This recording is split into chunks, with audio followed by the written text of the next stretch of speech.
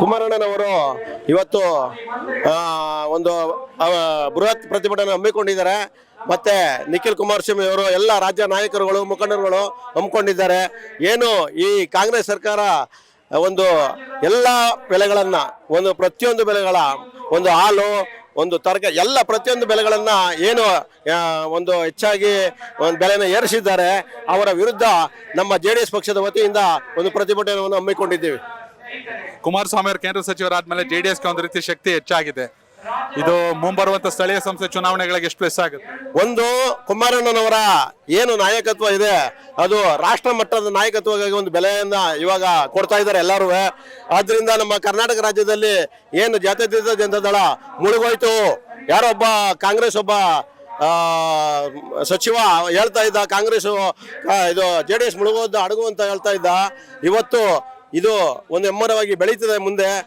ಅದೇ ರೀತಿ ನಮ್ಮ ಕುಮಾರಣ್ಣನವರ ಒಂದು ಕಾರ್ಯವೈಖರಿ ಮತ್ತು ಸಂಘಟನೆ ಕಾರ್ಯಕರ್ತರ ಸಂಘಟನೆ ಏನಿದೆ ಅವರು ಹಮ್ಮಿಕೊಂಡು ಬೆಲೆ ಏರಿಕೆ ವಿರುದ್ಧ ಒಂದು ಬೃಹತ್ ಪ್ರತಿಭಟನೆ ಹಮ್ಮಿಕೊಂಡಿದ್ದಾರೆ.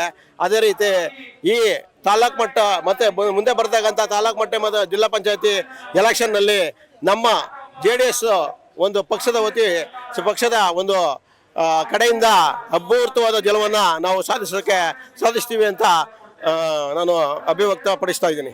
Thank you. ಅವರು ನಿದ್ರಭಂಗ ಮಾಲೂರು ತಾಲೂಕು ಮಾಲೂರು ರಾಮೇಗೌಡರು ರಾಮೇಗೌಡರು ಗೆಲ್ತಾರೆ. ಅವ್ರ ಪತ್ನಿ ರಾಜ್ಯಾಧ್ಯಕ್ಷರು ಮಹಿಳಾ ಘಟಕ ಗೆಲ್ತಾರೆ ಸರ್. 20 ಪ್ರೊಟೆಸ್ಟ್ ಸರ್ ಚೆನ್ನಾಗಿದೆ. ಮಾಲೂರಲ್ಲಿ 20 ವರ್ಷದ ಸರ್ವಿಸ್ ಮಾಡ್ತಿದ್ದಾರೆ. ಮಾಲೂರಲ್ಲಿ ಬೇರೆ ನಡೀತು. 3 ಜನ ಗೌಡ್ರು ನಿಲ್ಕೊಂಡ್ರು.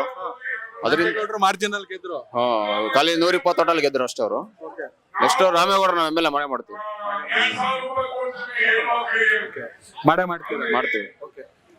ಏನು ಪ್ರೊಟೆಸ್ಟ್ ರೂಪರೇಷೆ ಹೇಗೆ ರಾಜ್ಯ ಸರ್ಕಾರದ ವಿರುದ್ಧ? ಸರ್ ಸರ್ಕಾರ ಈ ರಾಜ್ಯದಲ್ಲಿ ಇದೆಲ್ಲ ಗೊತ್ತಿಲ್ಲ. ಇವತ್ತು ಆಫೀಸ್ಗಳಲ್ಲಿ ಒಂದು ಇನ್ಕಮ್ ಸರ್ಟಿಫಿಕೇಟ್ ಮಾಡಿಸ 1000 ರೂಪಾಯಿ ತಗೊಂತಾರೆ. ಹಗಲು ರಾತ್ರಿ ದಂಡನೆ ಮಾಡ್ತಾರೆ ಸರ್ಕಾರ. ರಾಜ್ಯದಲ್ಲಿ ಸರ್ಕಾರ ಇಲ್ಲ. ಇದು ಸರ್ಕಾರ ಯೋಗ್ಯರಲ್ಲ. ಆಡಳಿತ ನಡೆಸ ತಕ್ಷಣ ರಾಜ್ಯಪಾಲರು ಮಧ್ಯಪ್ರವೇಶ ಮಾಡಿ ಸರ್ಕಾರ ಡಿಸಾಲ್ವ್ ಮಾಡಬೇಕು. ಆಗುತ್ತಾ ನಿಜಕ್ಕೂ? ಸರ್ ಮುಂದೆ ಒಂದು 5-6 ತಿಂಗಳಲ್ಲಿ ನೋಡಿ ಏನಾಗ್ತದೆ ಸರ್ಕಾರ. ನಿಮ್ ಪ್ರೊಟೆಸ್ಟ್ ಕೇವಲ ಫ್ರೀಡಮ್ ಪಾರ್ಕ್ ಸೀಮಿತ ಆಗುತ್ತಾ ಇಡೀ ರಾಜ್ಯ ಮಟ್ಟದಲ್ಲಿ? ತಾಲೂಕು ಮಟ್ಟದಲ್ಲಿ ನಾವು ಇದನ್ನ ಇದು ಮಾಡ್ತೇವೆ. ಹಳ್ಳಿಗೆ ತಗೋತೀವಿ. ಈ ಸರ್ಕಾರ ತೊಲಗವರು ನಾವು ಸುಮ್ಮನೆ ಇರಲ್ಲ. ಬಿಜೆಪಿ JDS ಮೈತ್ರಿ ಇದ್ರೆ ಯಾಕೆ ಬೇರೆ ಬೇರೆ ಪ್ರೊಟೆಸ್ಟ್ ಮಾಡ್ತಿದ್ದೀರಿ? ಇಲ್ಲ, ಈಗ ಅದು ಸೆಂಟ್ರಲ್ ಲೆವೆಲ್ ಆಗಿತ್ತು. ಮುಂದಿನ ದಿವಸ ರಾಜ್ಯದಲ್ಲಿ ಮತ್ತೆ ಕುಮಾರಣ್ಣ ಸಿಎಂ ಆಗ್ತಾರೆ. ಕುಮಾರಣ್ಣ ಸಿಎಂ ಅವರು. ಎಷ್ಟು ಸೀಟ್ ಗೆಲ್ತೀರಾ ನೆಕ್ಸ್ಟ್? ನಾವು ಕನಿಷ್ಠ ಒಂದು 70-80 ಸೀಟ್ ಗೆಲ್ತೀವಿ. ಬಿಜೆಪಿ JDS ಮೈತ್ರಿ ಇರುತ್ತಾ? ಸರಿ, ಸದ್ಯಕ್ಕೆ ಇದೆ. ಮುಂದೆ ನೋಡೋಣ. ಏನಾದ್ರು ರಾಷ್ಟ್ರ ಲೆವೆಲ್ ಇರೋದ. ನಮ್ಮ ಮಾಲೂರಲ್ಲಿ ರಾಮೇಗೌಡ ಗೆಲ್ಸೋದು ಶತಸಿದ್ಧ ಈ ಸಲ. Thank you sir. Connect Karnataka ಇದು ನಿಮ್ಮ ನೆಟ್ವರ್ಕ್.